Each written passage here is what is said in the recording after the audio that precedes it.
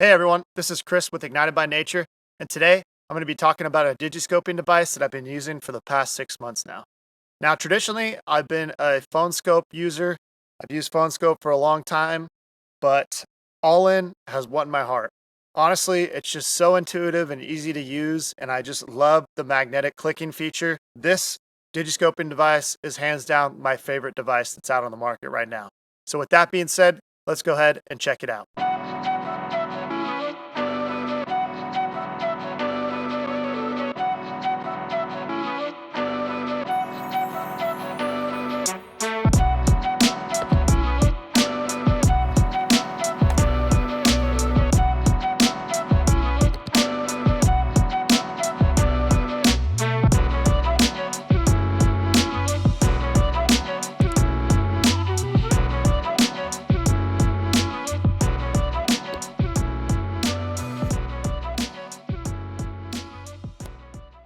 Okay, so the first thing I want to talk about is the phone case itself.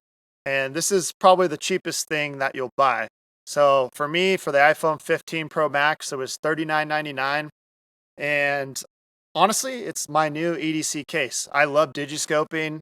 I always have a spotting scope or binocular in my truck when I'm driving. Anywhere I go, I take binoculars. I just love filming wildlife. And I love this sleek modern design. For the iPhone 15 case, it works with all the buttons, and it's like some kind of 3D printed material. It's awesome. It's smooth and feels nice. It slides right into your pocket very nicely. Just slides right in, right? So I can just put it in there. Doesn't get stuck or hang up. And this is the Pro Max model. Obviously, there's some bigger phones, but this little lip right here, I wasn't a big fan of, and I thought it was gonna get stuck in my pockets, especially when I wear jeans, but it hangs out a little bit over a 1/4 inch, but overall it's not too intrusive. And even when I'm wearing jeans, I haven't noticed it getting snagged on anything. So overall, I really like the design of this case. And even with the new Carbon Pro that I've been running too for the phone scope, this is way better. It's lighter and you don't have to slide anything onto it. It just works right away, right? I can boom, snap it right onto these NLPers, and I'm filming. I'm ready to rock and roll, right? So the other cool thing about this case is it works with any of the adapters. So I can throw it on the NLPer. I can take off this cover here, throw it on my STC. I can throw it on my SIGs. I have the Maven S.2, which is another compact spotting scope that I've been testing out. I can toss it on there, like so. And then I even have my Vortex, or the Viper, Vortex Viper HD. So I can just go ahead and toss that right here, and it sticks on. You can put it right here too, but say I wanted to freehand and film some freehand footage, I can do that on the fly, which is really nice. I think the scope cap, so one thing you'll get when you get a spotting scope adapter, the snapshot adapter, is you'll get a magnetic ocular cover. So that's just going to pop right on, and you can actually slide it over the optic in this case, since this particular spotting scope does not have a option to have this tethered. You just slide it over the optic and you try to lock it down, cinch it down, so that when you take off the cover, it's just going to hang freely like that. So I really like that. And then, like I said, if you take off the ocular lens cap or the magnetic cap that you would attach the phone case to, it'll actually have the brand OLLIN logo, but then on the bottom there, you'll actually see the model that this works with. So for resale value, that's kind of nice. If you throw it on eBay or Facebook Marketplace, people are going to know you're not going to rip them off, and that's going to work with their scope. And I haven't had any issues with fitment or anything on the Vortex Viper HD spotting scope. I've noticed that it is pretty tight. So like when I pop this off here, I actually have indentation marks. That's how tight it is. So for resale value, because I'm definitely not keeping this, I'm just testing it. I bought all these with my own money, by the way. I don't I try to sponsor myself so I can stay unbiased. But yeah, I don't like that. I think that's one thing I don't like, is that it actually indents the rubber on the ocular eyepiece. But other than that, this is a super fast and efficient system, especially if you're hunting or scouting and you catch something at last light and you want to get a quick digiscoping video. You can go ahead and set this up really fast, right? So like I said, it's really just a fast and efficient system, and I've really grown to love it. It's honestly my go-to choice now. Now, one cool thing about the Swarovski STC is that I can actually tether it to the optic and then tether it to the ocular magnetic eyepiece, right? So this eye cover protects the optic from getting scratched up or whatnot, and then I can pull it off and it can hang there.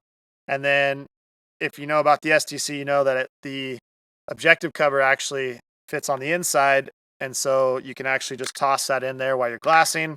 Now, it won't actually stay stuck in there like the original OEM ocular cover, but as you can see, it's flopping around and stuff, and as long as you don't forget about it hanging there, it's not going to fall out, so you won't lose it. So that's just pretty cool. If you're rocking the STC, you don't have to worry about putting this in your pocket and it taking up extra space or whatnot. I don't know, but just wanted to mention that.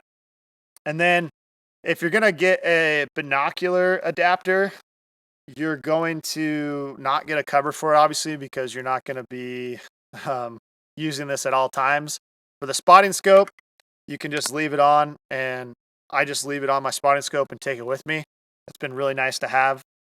And then for like my NLPers, right, I leave it in the case, basically in my bino harness. I'll leave it in the side pocket, and then when I want to use it, I just pop it on and just stick it on, and it's good to go, right? It's honestly a super nice and easy system to use, and you know, once you go all in, you never go back, right?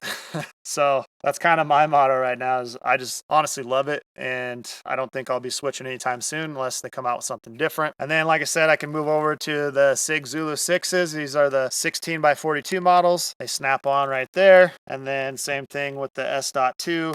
Boom, I'm recording. I can even flip it on the side there, and I'm recording.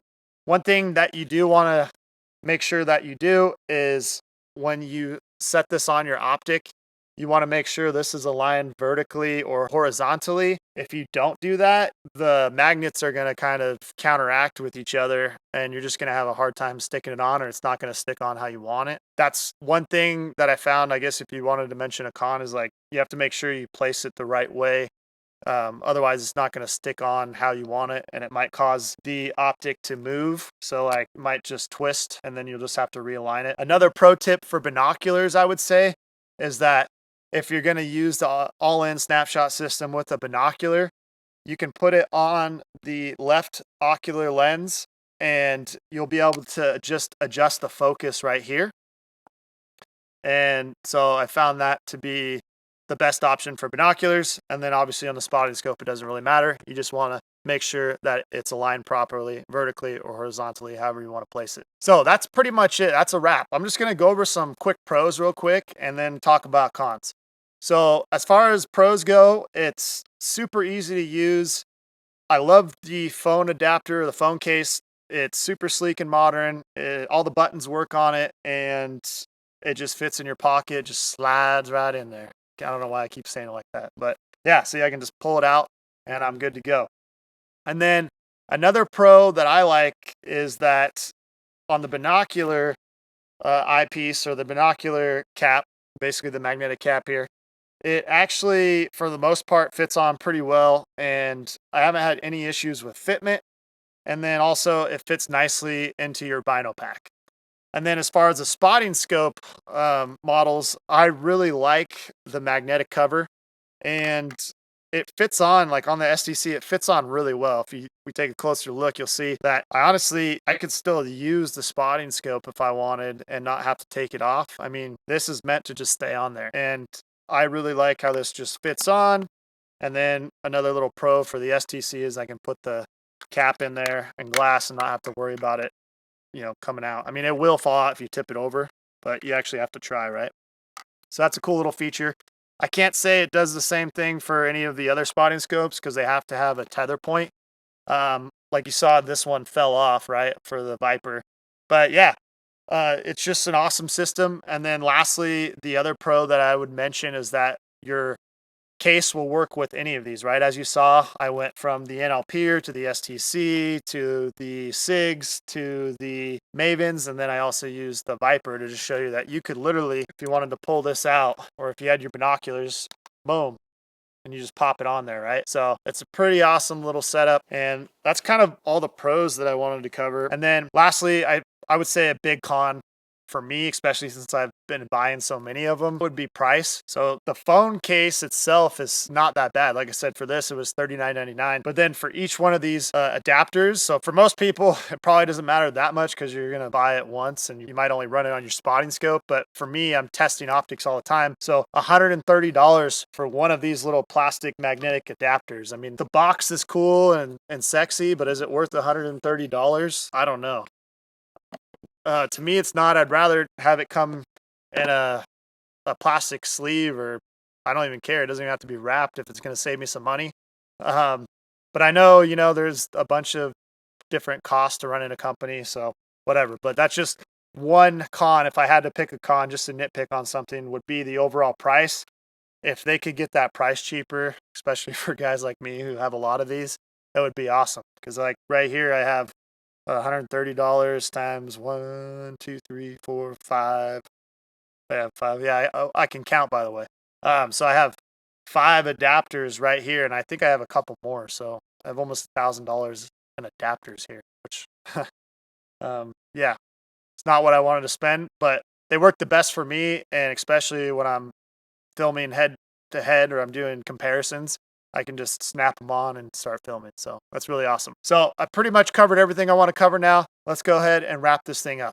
If you want a digiscoping adapter that's intuitive, lightweight, and easy to use, and magnetic, I mean, bam, just sticks right on. I love that. Just pop, just boom, boom, chicka pop. I don't know. I'm just saying stuff now. If you want something that just does that, I would highly recommend the OLLIN Digiscoping system. It's awesome, and I just love it for pretty much everyday glassing. I'm always carrying stuff in my truck, and when I want to take some footage of animals, it's right there. It's in my pocket. I'm good to go. So that's a wrap on this video. Always remember to stay connected to the wild. And if you found this video helpful, please like and subscribe to my channel. I'd really appreciate it. And then if you want to leave a comment and let me know what you're running for a digiscoping device, I'd love to hear about it. Also, if you have some recommendations for me, maybe something that I should review, if you thought of something else that works great for you, I'd love to hear about it. And then if you have any questions on the digiscoping setup here, definitely leave a comment.